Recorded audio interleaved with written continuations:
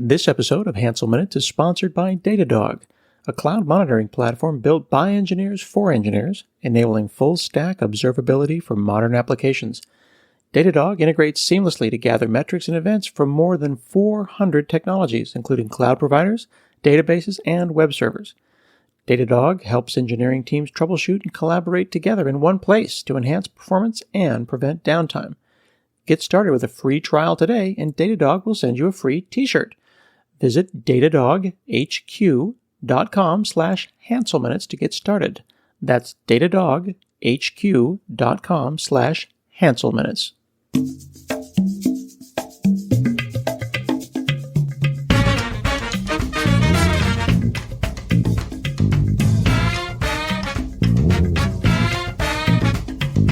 Hey friends, this is Scott.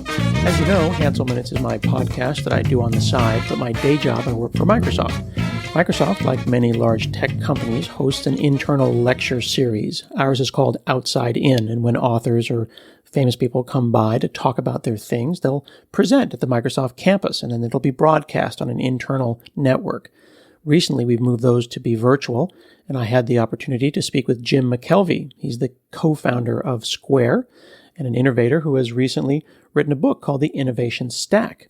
That interview was broadcast internally at Microsoft a couple of weeks ago, but I spoke with Jim's team and the folks at Microsoft, and they've agreed to let me rebroadcast my conversation with Jim as an episode of Hanselminutes.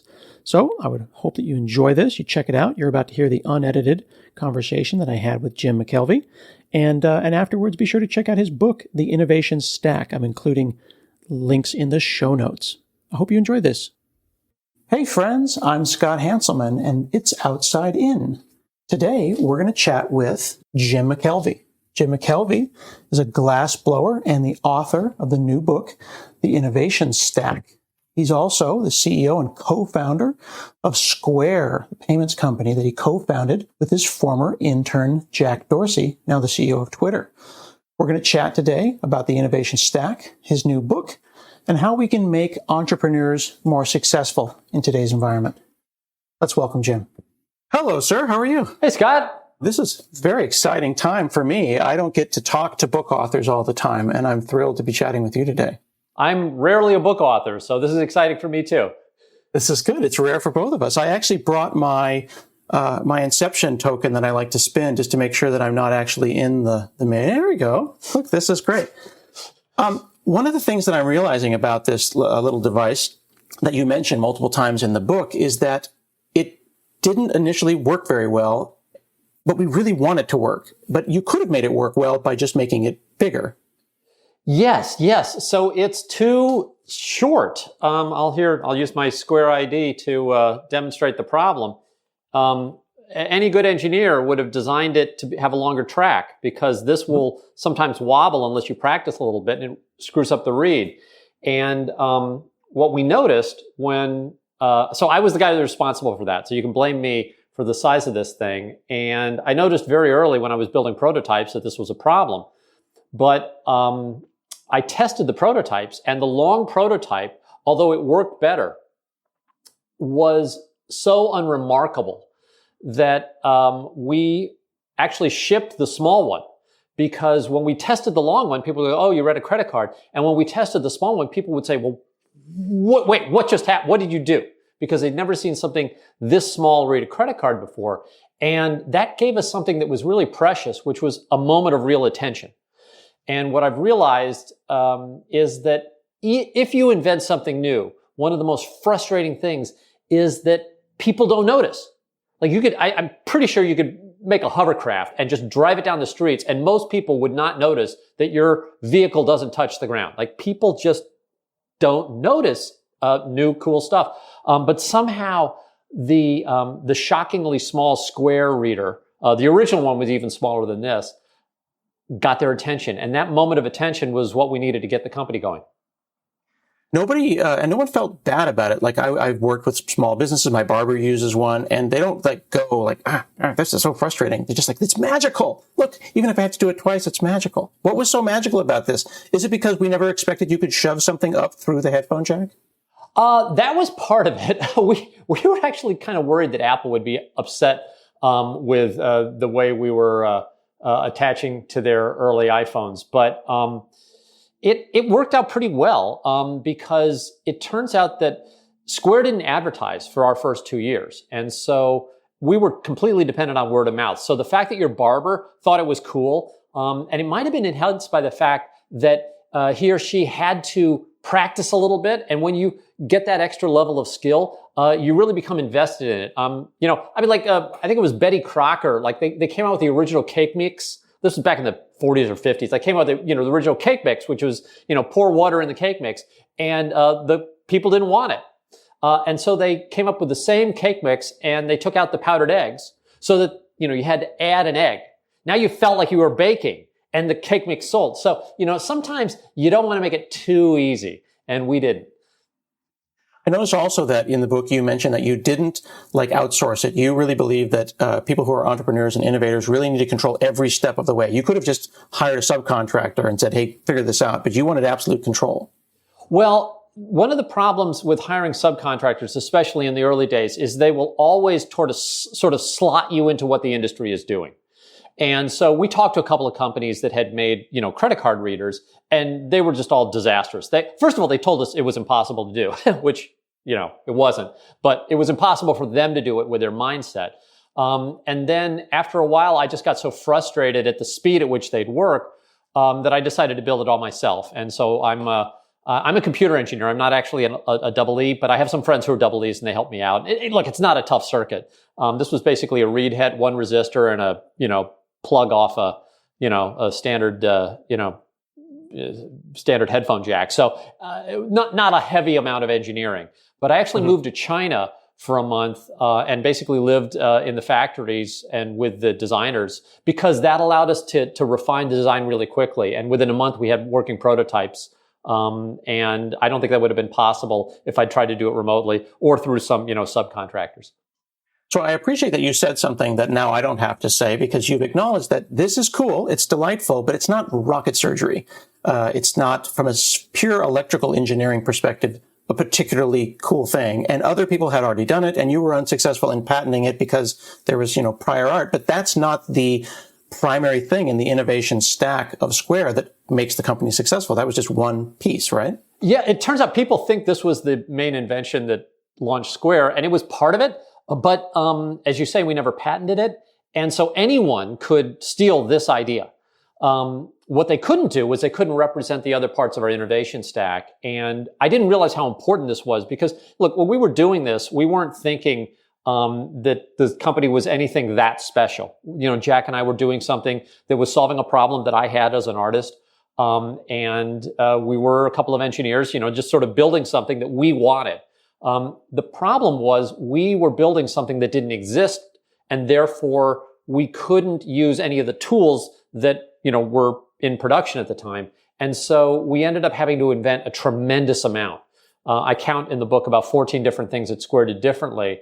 And that really was the key. Now, our reader was was one of them because, not because of its, sort of technical nature, but because it was so small that it got your attention. And I think that attention was super important, but the tech inside was pretty mundane. One of the things that you also point out that is not just you did, but also some of I've got, by the way, your book highlighted and printed out in front of me here with all the questions I wanted to ask. There are people who have chosen to flip the pyramid and not go for the upscale, the upmarket. It's easy to go and get 100 big customers, but you went and chose to get, tens of millions of little customers. But the support, I was worried about, if you use my barber as an example, they're going to not push a lot of money through your system. And if they call your tech support once, they're going to blow your margins. Pretty much. So it turns out if you're dealing with millions and millions of customers, you have to do that super efficiently. So a lot of the things that we built at Square were to make that process efficient. So the sign up was super efficient. We were paperless. I mean, literally the first paperless contract in the world of credit cards was Square's. And so on and so forth, right down to customer support, which at the time, we just did through email. And email is not great customer support. And if you think about the fact that we were taking people's money, you might want to have a phone number to call, but we couldn't grow if we had to, sort of grow a phone bank at the same rate. Mm-hmm. So we ended up building a system that was so simple and so easy that we didn't have the calls. And that was, I think, pretty important. Now, since then, we've had, huge growth, and we now have a huge customer support system. But, back in the day, if you wanted to be a Square customer, you pretty much were on your own. And we made our software so simple and our terms so simple and the rules so simple that people didn't have to call us. Now, when I read books by people who have built a thing, when I read a book about a billionaire that made a company, sometimes they are self-congratulatory. Sometimes they are, they gloss over the mythos. So I made a couple of calls to some friends to find out about the story of how this was made. And everyone says, yep, that's basically what happened. And he was blowing glass with, he needed to take an Amex. Everyone has a story about how, crazy genius with other crazy genius, in a garage somewhere made a thing. And I was actually surprised that it is exactly what happened. Why do you think, though, that other people, we'll say the set of all people who aren't you, kind of rewrite history like that and make it like it was more magical than it was, that origin story? Oh, well, so first of all, a lot of people who get successful are lucky. All right. And I appreciate you saying that. Yeah. I mean, look, I've had enough math to realize that I was probably extremely lucky. Jack and I, right place, right time, right product. I mean, who knows what could have gone wrong and had, killed us. But there's no way to account for luck, because if you're lucky and you're also hardworking, you tend to ascribe all the success to the hard work. Right. So, and we were working really hard. So, it would be possible for us to say, oh, well, we're just really, diligent and hardworking and brilliant. But that's statistically unprovable. So, I took the opposite approach, which I said, okay, we were probably extremely lucky. And I wanted to sort of unpack what had happened. And look, the reason I wrote the book, was not to explain Square. Square is just a case study that I use. I mean, and what I really couldn't understand was how Square beat Amazon. So the luck that I was sort of confused by, look, Square's obviously been very successful. And I think part of that is, we right place, right time, not genius. But then when Amazon attacked us and copied our product and undercut our price, at the time, that had 100% mortality rate for the startup. That was in Amazon's crosshair. And so I think that more than anything was my motivation for doing all the research, because at the end, what I said was, wait a second, if we're not geniuses, and look, Jack's brilliant, but like neither one of us are, sort of savant level genius. The only savant level genius I know, is Jason Zions, and he works at Microsoft. Like, Jason, I hope he's still there. But Jason, like when I talk to Jason, I'm like, oh God, he's always he finishes my sentence. Just talk to Jason Zions. Sorry. But Jack and I aren't that way. So what explained the fact that we survived an attack by Amazon? And the answer was so baffling to me. I had to find other companies that had been in the same situation and find what had happened to them. And I found this pattern, which I call an innovation stack, that they were, doing all these things that were different than the market was. And they were doing them typically for survival reasons. And so it's not a genius story. In fact, it's the opposite. It's almost, in every case, it's a story of somebody who, A, doesn't know anything about the market, B, is not, particularly skilled, but they have this tough situation and they respond to it by innovating, by building things that might not work, but eventually they do. And then they get this massive power. And that was what I thought was really empowering. So it's totally not a genius story. It's something that anyone could do. So I went, in preparation for reading the Innovation Stack, I thought it would be reasonable for me to read all the other books that had the title Innovation, that were published in 2020. God. So I read How Innovation Works. I read The Innovation Delusion because I wanted to understand what other people thought about innovation, because I didn't want to just take your word for it. And one of the things that I thought was really interesting in Matt Ridley's book, How Innovation Works, was he called out that he felt that innovation is different from invention, where you can invent something, but until you make it practical and affordable to the people, it isn't yet innovation. It's just it's an invention that stands alone. And innovation is when you bring it to the masses. That's reasonable.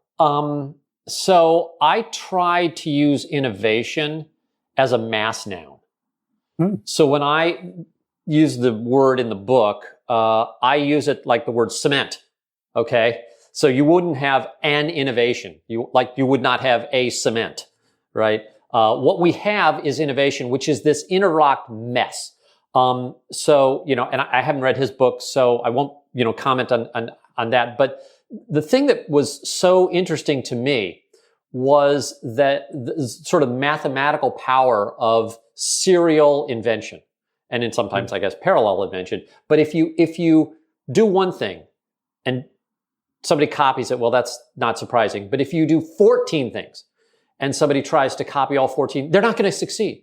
The combinatorics don't work. Yeah, right. It's just bad math, right? So if you end up with a situation where you've created something new, but the process that you used was innovation, which is invention in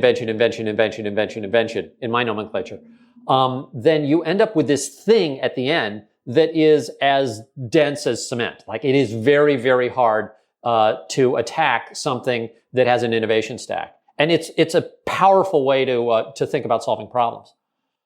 That's really cool. Now, I love that you said that you didn't read his book, of course, because you're focused on yours right now. But in fact, I'll just quote very briefly, innovation is always a collective, collaborative phenomenon, not a matter of lonely genius. So everything that you just said tracks 100% with this other book on innovation, which is great. That's great. So it's funny, and we'll probably talk about this in a minute, but I put myself on a total book diet for the 3 years it took me to get the innovation. That's smart. Stack. That way you're not stealing any ideas. Once I realized that I had to write a book, I stopped reading all books, basically all. I mean, I basically cut out all nonfiction because I was so worried that I would get infected with other people's ideas, and then I'd be, just channeling somebody else's ideas onto the page. So it was sort of brutal. But his book obviously got caught up in the diet, in the fad diet. No. What I'm saying is that I don't look at it that way. What I'm saying is that when you have an idea, when you invent the light bulb and someone else invents the light bulb on the other side of the planet at the same time, it means it was a good idea. So validation is coming up with an idea and then having someone else say, "Oh, I had that same idea. Did you steal it from me?" No, we just had a good idea. There was a place there, like Seth Godin says, the idea virus was there ready, and we just all had that idea. So the way that you're thinking about innovation, to your credit, tracks with these other books that I'm reading on the topic as well, which is really exciting to me. Well, I'm happy to hear some independent validation because I've literally been, sealed off from the world. Well, as are we all. Indeed. Yeah. I also read a book by Jeff Lawson, the CEO of Twilio. And he said that innovation, the way that you unleash innovation is by really unleashing the creativity of your developers. Were you really collaborating tightly with other people to make Square successful? And when other ideas came up, you were sure to listen to your developers and to your other team members? So it was a pretty small team, and we all shared one room. So yes, I mean, the conversation was that'll do it. Was constant, and then it was just a question of listening to customers. I mean, once you get a couple of hundred customers, the feedback that they will give you is pretty valuable. So, but at that point, you're doing stuff that's fairly obvious to a lot of people. What was not obvious in the beginning was how difficult it was going to be to build something that hadn't been built, because we thought, credit card acceptance, over an iPhone should be simple. And it turns out it's really difficult. So we were forced to just build a bunch of stuff that we thought should exist, but it didn't. Some people need dozens of tools to visualize their stack, but not you. You've got New Relic Navigator. All your hosts, services, containers, and anything else you can monitor all in one dense hex view, so you can check system-wide health at a glance. And you can sort by platform, service, app, or any other tag, which makes it easy to navigate your entire system and see what needs your attention. Go to newrelic.com and get started for free. That's newrelic.com. The feeling of empowerment to take credit cards over a phone is so amazing. I've actually Where'd my square go? I've actually sold a bunch of stuff on Craigslist. If you see behind me, I've got Legos and stuff. So I'm not actually a vendor. I'm just a person. But I signed up for a square. I put some Lego elements on Craigslist. People came over and I swiped in front of them, and they were like, "Oh, is this a business? Are you, I thought you were just a regular person." No, I just have Square. Is it because the system, the credit card system, has just kind of conspired against us to make it seem like that should be a hard thing, and you should only be a giant company that's allowed to have the privilege of taking credit cards? I don't think it was a conspiracy. I think it was just the fact that there were some biases built up in years past which are no longer valid. So if you look at the cost to administer a sale, that cost has dropped remarkably since the days when we used to have to move paper copies around. We had carbon copies. The old knuckle busters. Those costs are no longer in the system, but ironically, the fees associated with those charges are still in the system. Yep. So when we arrived, we saw this pretty antiquated set of rules that were riding on top of pretty modern technology. And we thought, wait a second, we could do way better if we just use the modern tech. But it turns out there were a bunch of sort of barriers to doing that. And that's what we had to overcome.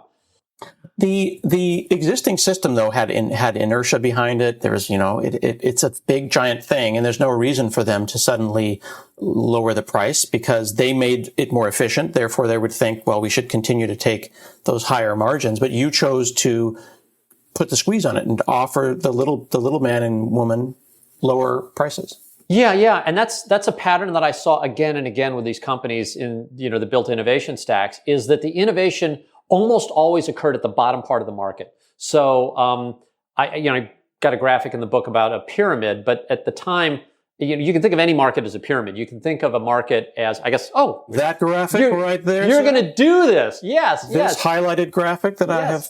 That's awesome. That graphic shows two things. First of all, it shows where all the money is, which is at the bottom part of the market. And secondly, it shows how the market ends. And at the bottom of that pyramid, it's the equivalent in any marketplace. So, we talk about cars, you got, hand-built Bugattis or whatever the hell the most expensive car in the world is, down to, your cheapest Kia. And then the market stops, right? And right now, the United States market for cars stops at about $13,000. Like if you want a new car, you have to spend $13,000 or more dollars to get a new car. But I'm sure there would be people who would be getting cars if the cars could be made, and sold for $1,000. But nobody knows how to do that in the auto industry, But it's the same in every industry. You look at the world of air travel, which I studied, pretty significantly because I think air travel is this perfectly level playing field because, it's basically physics and fuel and everyone's flying Boeing metal. So like everybody's basically got the same starting spot. But then you have this company called Southwest that just crushes all of the major airlines as this upstart, and they were using innovation stack principles.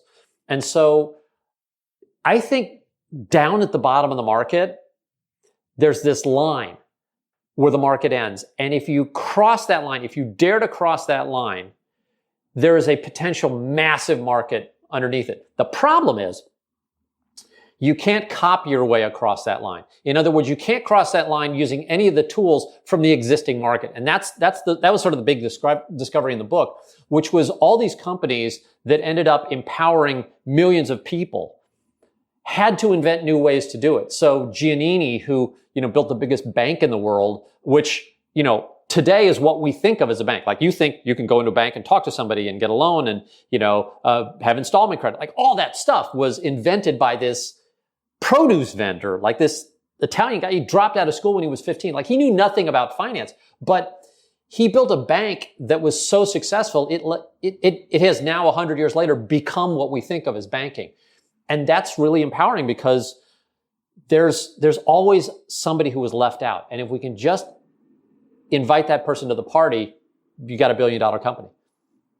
You quote William Gibson on page 234, where you say the future is already here. It's just not evenly distributed. And the real question is then who will deliver that to the people? Yeah, I think people who dare to invent and dare to build new things are going to bring that future in. So it's an empowering future. So on the contrary side, another book on innovation I read in preparation called The Innovation Delusion from a couple of professors from Virginia Tech and SUNY say that it's great that we're focusing on innovation, but we may be doing it leaving actually keeping the lights on behind. What do you think about sustaining engineering and all these systems? We tend to, as a American culture, and I would even say Western culture, tend to kind of deify the innovator, the entrepreneur, and maybe forget about people who are just kind of turning the crank and keeping the fuel of society running. So I'm a big crank turner. So I don't disrespect that activity at all. And what I say in the book is I have the deepest respect for innovation, but it's always the last resort. Okay. My go-to move whenever I have any problem is to find somebody else with the similar problem and copy what they did that worked. Right. So and that applies throughout my life. The last step, if I can't find anything on YouTube, if I can't find any friend or acquaintance or consultant or book, or if I've exhausted my ability to copy, then and only then am I willing to innovate, to build something new. Because look, innovation has become productized. Like it's become this cool thing. Right? And, we're innovative. We want to be innovative. And, and if you put too much pressure on people to innovate, they end up with stupid innovations, right? So like I heard that Tesla is trying to make a car that doesn't have a steering wheel. It basically has a yoke like an airplane on the Model S. Yeah. I'm like, dude, I steer with my knees sometimes. Like I don't trust autopilot. So I sort of brace the thing with my knee. Like if they give me a yoke, I can't do that. Like, please. Yeah, when it spins back when you're doing parallel parking, you're going to hurt somebody. Yeah, I mean, please. I use a steering wheel unconsciously. Don't take it away to be innovative. Like I hope they don't do that. I hope it's just a rumor. But we end up with blue flecks in our laundry detergent because some poor bastard has to innovate. And I don't want innovation to be treated that way. I want people to have this sort of deep respect and fear of innovation, like an appropriate level of fear. Because believe me, if you're not just changing for the sake of change, if you're changing because, look, I'm out of other resources and this is the only thing I can possibly do, then let's talk about innovation. But don't glorify it too much, and don't stitch it on some shirt and call yourself innovative. I don't want to go to the weekend retreat. So I'm interested in shifting the conversation a little bit because as I get to a certain age and get to a certain amount of kind of, net wealth, for lack of a better word, I'll say, I don't get to speak to billionaires a lot. So as a multi-thousandaire myself, I've started to think about how am I going to send the ladder back down? And getting a certain amount of money has changed my perception of time because as I'm in my, getting towards my 50s, I'm thinking about I'm turning out that no amount of money is going to allow me to buy more time. So what am I going to do with all of this? I know that you're into philanthropy, and I'm curious, has achieving a certain amount of simple capital wealth changed how you perceive time going forward as you get older? Yes, but ironically, it happened way before I was a billionaire. Like it happened when I was a glassblower. I was coming into the studio one morning. And so I'm an engineer by training, and I've got another couple companies that were successful. I wasn't super rich, but what I realized, I was coming in, there was a radio announcer giving away $10,000, and the radio announcer said, "Just think how winning $10,000 would change your life." And I thought about it, and I was like, "Oh my God, it wouldn't. Like if somebody gave me $10,000, it wouldn't change my life." Okay, and then I thought, okay, well, what amount of money would, And I came up with this number that was like $50 million. It's like, maybe if I had $50 million, like I'd buy a faster airplane. Because I had a little plane. I have a Mooney. It's a little 4-cylinder, tiny little plane. But I was a pilot. I got to fly around. I was living great. And I realized that, A, I was never going to make $50 million in my life, right? And B, that the difference between going from a small plane that gets my ass kicked every time I fly into a cloud to like a bigger plane where maybe I could fly over the cloud if I needed to. Like, that's not just a big deal. Like, that doesn't like, whoa, big deal. So I realized that, I guess by some weird definition, I was already wealthy because I was doing the stuff that I did for the reasons I wanted to. Like, I was associated with I wasn't going to change anything. Like, money wasn't going to change anything. And at that moment, I was like, oh crap, I'm rich. Now, it wasn't like I had a lot of money, Scott. Like, I just mentally put the switch that said, well, I guess you're rich because money doesn't change anything anymore. And then the irony of Square is that I now have way more than I expected, and I still live in the same neighborhood. I do the same stuff. I hang out with the same people. What do you think about the conversation that's kind of happening in the world about, like, should billionaires exist, and like how much is too much? And I've thought to myself, if I ever got like $100 million, anything above that would be gravy. When you hear things like $1 billion or $4 billion or whatever, it's like 4,000 million. Again, you could start spending now and never get rid of it. And if you're still going to Chipotle, which I hope you are, then, you're not going to be able to even double meat. You can't get rid of all that money. Yeah. How do you send the ladder back down and make sure that sets up not just generational wealth for your family, but also improves your community? So I don't even believe in generational wealth for my family. Sorry, kids.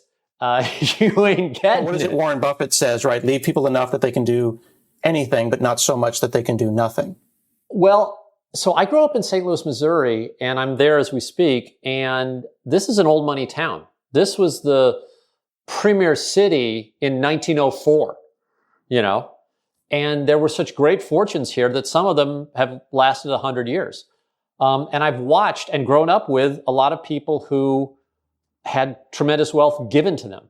And these people are, by and large, I've got one guy who's an exception to this rule, and I love him to death. But by and large, inheriting a massive amount of money makes everything really conservative, because what happens when grandpa gives you the money is you get to play with it a little bit. You're expected to pass it on to, numeral 4 or 5 in the lineage. Like, you're not supposed to piss it away. And I like the idea that capital, which I think of as money, capital allows you to take risks, right? So, look, Elon, like he's landing rockets like this, and people said he was nuts, but you know what? He was spending his own bucks. So, he made his money, with PayPal. He's like, I'm going to land my rocket straight up. And the first dozen fell over and blew up. But, nobody in my town would do that. There is not a single second generation or third generation rich guy who's going to try to land his rockets like that. So I think give it away. Give it away. Now, don't email me. I haven't figured out how to do that yet. But, the point is, I think I've been given this wonderful sort of burden to maybe take some really risky bets on behalf of humanity now. Cause with the amounts we're talking, we might actually be able to affect change on a big level. That's my thoughts on rich. I appreciate that. There's a buddy of mine named Anwan Simmons who believes that we should lend our privilege. And I've always I've turned that into my own kind of mantra that I've been given this privilege, which is a combination of the benefits of my birth and my location, and now a little bit of money. So then if I can do something not just to mentor others, but to sponsor them and then let them in the door and seat them at the table and then sneak out of the room and let them have the table, then that would be a beneficial thing as well. Yeah. Just to put it in perspective, I'm jealous of the room you're sitting in. Wow, I wish I had that much space, because I've got this tiny little.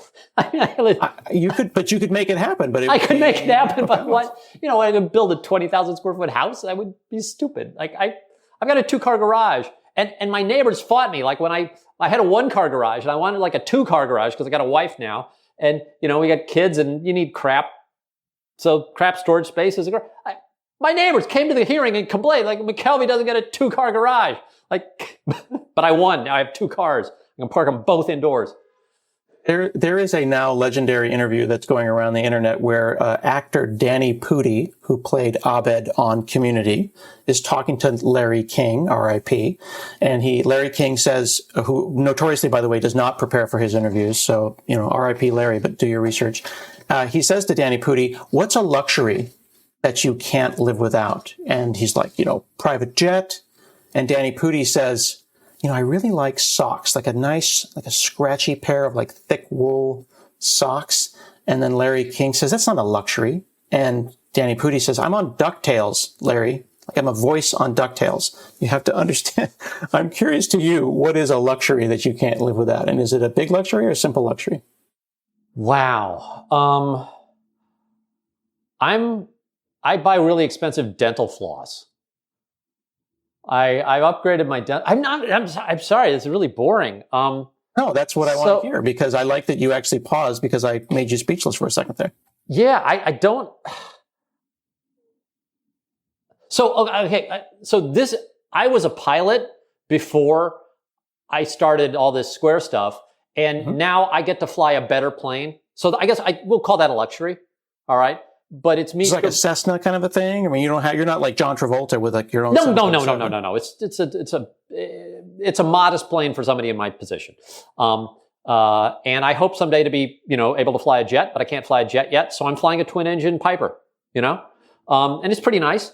And I think that's a huge luxury, and I try to be responsible about it. But yeah, I feel a little guilty about it sometimes.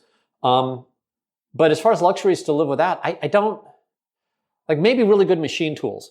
Like these days, if I want a really good machine tool, I'm buying a saw right now. I'm buying a saw, the glass saw, that's just baller. This thing's $20,000. It cuts glass just so beautifully. It's got the most awesome, stuff like that. So your glass blowing studio still exists and you still are blowing glass regularly? Oh yeah. I'm out there all the time. That's fantastic. I'm curious, when you do something you're buying that yourself, you're doing the research yourself, you don't just call someone like an assistant and say give me a saw, and then the saw appears. Actually, I had Caitlin find the saw. Well, it turns out they don't make these things anymore. So the way you have to get them is you have to buy one on eBay, and then you have to chase down all the parts. So yeah, my assistant helped me buy. It's a Dynacut saw. If anyone has a Dynacut saw, man, then you can email me. We'll talk. Dynacut. Yeah, best wet saw in the world. We'll put the word out about Dynacut saws. Well, you're in Seattle. I guarantee you there are a dozen of these things in Seattle because it's a glass blowing mecca. So I am actually in rural Oregon. Oh, okay.